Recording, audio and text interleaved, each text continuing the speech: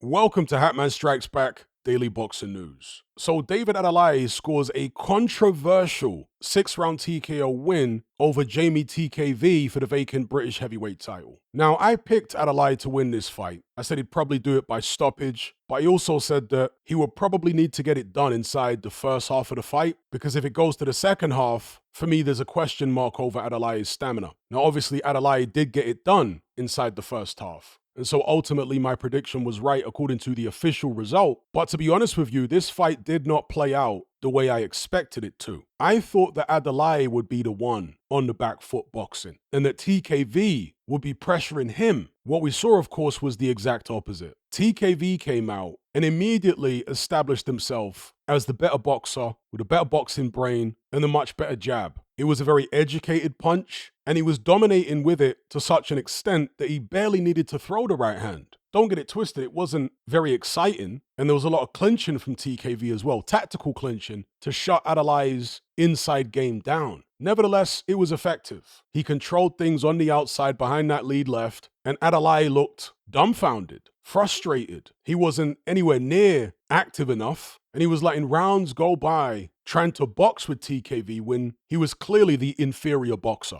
It was an exercise in futility trying to box with TKV. He should have figured that out after no more than 3 rounds, at which point he should have taken the fight to TKV and applied intense pressure. Because although TKV was boxing very well, there was a certain anxiousness about him. And the anxiousness and the nerves helped him with sharpness. But at the same time, I got the sense that he was concerned about being hit by a big David Adeleye shot. Bear in mind, these guys have sparred many rounds over the years. They know each other. And of course, that big shot eventually came in the 6th round. There was an incredibly contentious incident where the two guys had tangled up on the inside. The referee called break several times. The fighters didn't break. The ref then grabbed TKV's glove, I think it was his left glove, and batted it down, at which point TKV must have thought, well, the referee is breaking us up now. That's standard procedure. When a ref calls break, he parts the two fighters. And you're not allowed to punch on the break. You have to wait for the referee to tell you to box again. But that didn't happen here. The referee didn't part the two fighters, which confused TKV clearly, especially with the ref grabbing his glove. Of course, you're supposed to protect yourself at all times, but the referee's actions were confusing. Now, Adeleye has been painted as the villain here because he threw a punch apparently on the break, which the referee didn't penalize him for. He administered a count to TKV, who was out of it. His eyes were all over the place. He did manage to beat the count, but he was down again from a left hook moments later. Another left hook. When he rose for the second time, the ref waved it off. In the post-fight interview, Adeleye said that he lost the Fabio Wardley fight under very similar circumstances. I don't recall whether the ref called break in the Wardley fight. I'd have to go back and check. But Adeleye also said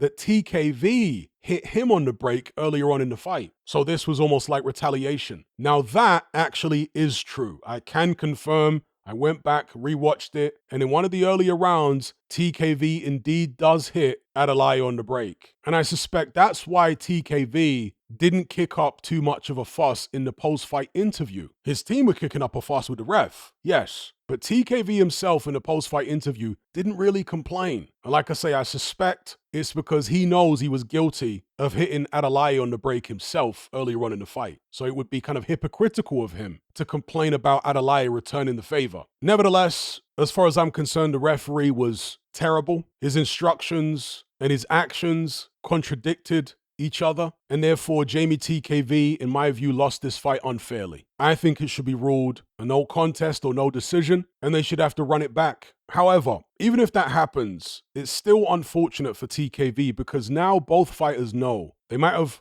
believed or thought it before the fight, but now they both know that Adeleye has the power to end the fight with one punch. Now they both know. Adeleye knows it and TKV knows it. And so what that might mean is that Adeleye adopts a different game plan in a rematch and is far more aggressive from the opening bell, throws more shots. And at the same time, it might also mean that TKV is more anxious about being hit. It could hamper his performance. I'm speculating about this, obviously, but it's possible, right? And if that were to manifest, then it would all be the fault of a referee making a terrible call in their first encounter. These things can have a domino effect, a ripple effect. Anyway, for now, David Adeleye is British heavyweight champion. He admitted himself it wasn't his best performance. I thought he looked poor, quite frankly. I thought that TKV looked better than I've ever seen him before. And I've watched several of his fights. He came in at the lightest he's been since 2022. He was sharp, he was slick, and he was accurate. Not particularly crowd-pleasing, but he was effective. So yeah, I'd like to see it ruled a no contest and to have these two guys run it back. But what say you? Leave me your thoughts in the comment section below. And before I go, make sure you check out my most recent bit of exclusive boxing content on Patreon. It's a 3-hour film study on George Foreman. That's 3 hours of me analyzing video footage, not still images, actual video footage of the most significant fights in George Foreman's career and explaining and breaking down what made him so effective. It wasn't just brute force and physical strength and punching power. No. Foreman had a much better boxing brain and was much more crafty and clever, even when he was young, than people realize or give him credit for. And I break it all down in a 3-hour George Foreman extravaganza on my Patreon page. If you want to access that video and many other boxing film studies I've done, as well as countless podcasts and what have you, just head on over to my Patreon page, which is called The Brotherhood of Reason, and select the tier called The Boxing Brotherhood. There's no contract, there's no commitment. You can cancel at any time, just like Netflix, and it's very reasonably priced. If you just want to sign up for 1 month and then check out, that's absolutely fine. So yeah, don't miss out on my George Foreman film study. You can access that and my entire back catalog for a very cheap price. It's great value. All of the links are in the description below. Anyway, I'll leave it there. Make sure you guys like this video, share it, and subscribe if you haven't done so already. I'll catch you on the next one. I'm out.